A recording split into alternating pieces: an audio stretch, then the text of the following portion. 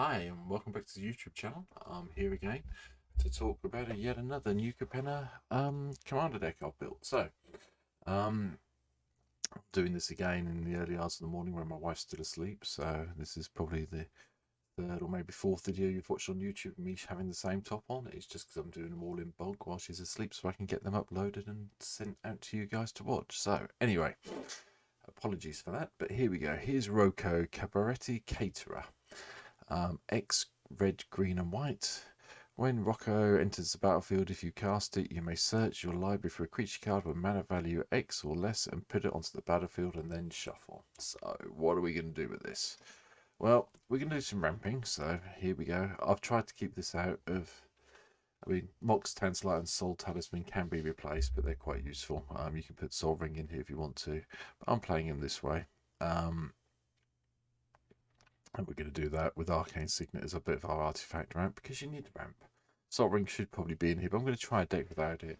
Likewise, obviously on MTGO, I'm going to try this one without Mana Crypt as well. Usually Mana Crypt would go in a deck like this. If you've got one in real life, if you've got one on MTGO, you can probably dump out Gilded Ghosts or something just to keep it there. But I'm trying to keep this down to about 50 tickets on MTGO, so that's what we've gone with. So when we first cast Rocco over here, the first time we cast it, when we get up to 4 mana, we're probably going to go and get one of these 1-drops. Llanowar Elves Final, Gilded Ghost, Arbor Elf. You can have Birds of Paradise in over the Gilded Ghost if you want to. That's your call. I've decided to go with Gilded Ghost because basically, eventually, you might need to make some food tokens to get some life with this deck. So that's why I've done that. That was my choice. But you could replace Gilded Ghost with Birds of Paradise if you got it.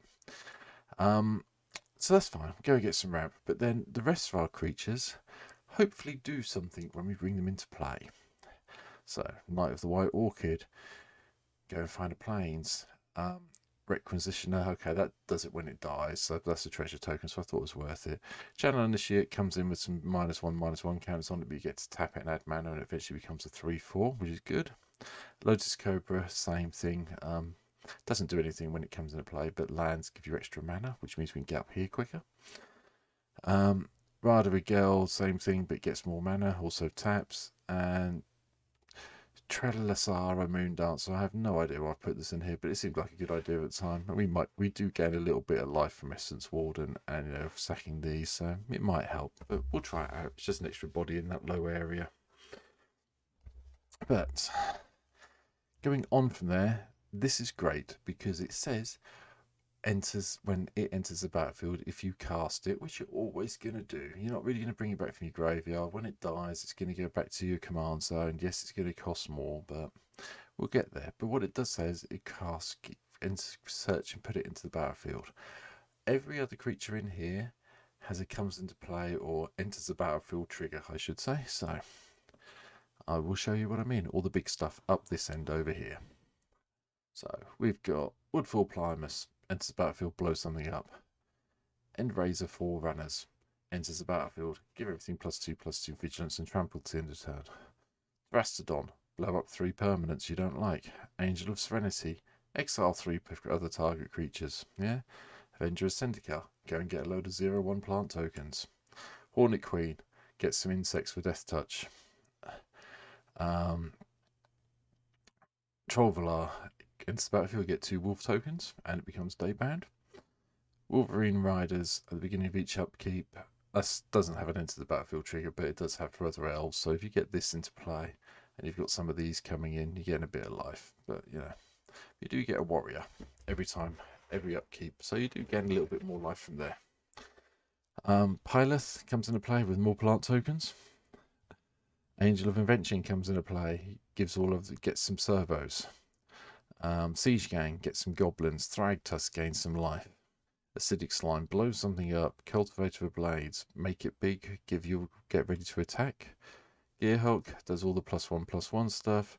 Trostani gives you 2/1/1 lifelink creatures and make sure that your stuff can't be nicked. Rakish Revelers comes into play with a 1/1 green citizen token. Also, remember you can exile this early in the game if you get stuck on a special colour of mana, a specific mana colour. Exile it, put it on a land, that land will tap for that colour. Later in the game, you can play this card from exile. So it's all good. Glittermonger is just there to help with the ramp. Ranger's Path will go and affects Forest, likewise Circuitous Route goes and affects gate cars. We've got gates in here to help smooth things out a little bit. Big School, bit card draw, get some treasure. Gem Razor's here mainly to mutate. It's the only creature that does mutate, so beware of it. It gives you a backup one to go with the Reclamation Sage that's over here. Beast Whisperer, whenever you cast a creature spell, draw a card. Yeah, okay, you're going to be triggering a lot of them off Rocco, but there's going to be creatures you are going to be casting with your mana, so get you that card in hand. Bloodbraid Elf comes in. You get to cascade into one of these down here.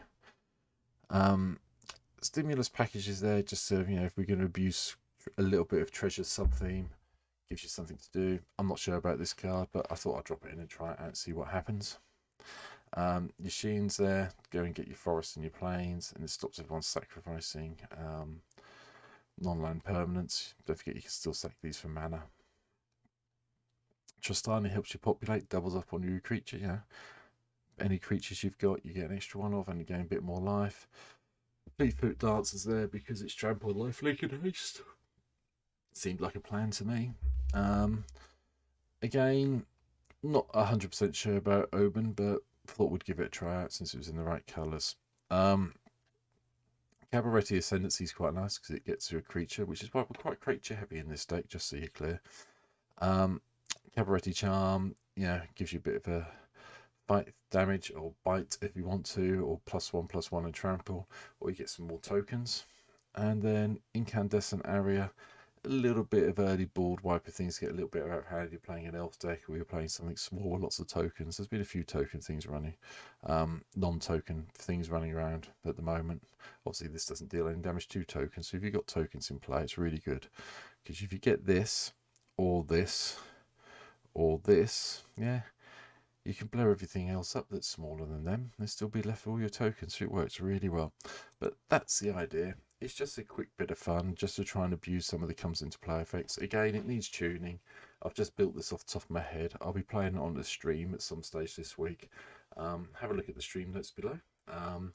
It may be by the time this video goes up, I've already played this in the game, or it'll be playing that night. I haven't quite decided which day this video is going to go up yet, but check out the stream on Twitch, twitch.tv/Rekmar1, REKMAR, and then the number 1. You can go back and watch all of my previous videos, have a laugh at some of them. There's some draft things up there, not particularly good at drafting, but they're up there. And I'll be back at some stage in the future with some more deck techs around New Capenna Legends. I'm just literally waiting for the prices to come down on some of the mythic ones, because I don't have a loan account on MTGO, so I buy mine, and at the moment they're a little bit pricey, but we'll get there. There will be another Cabaretti one, because obviously I want to do the mythic guy who leads the whole guild, so that'll be coming out at some stage when his price drops a little bit more.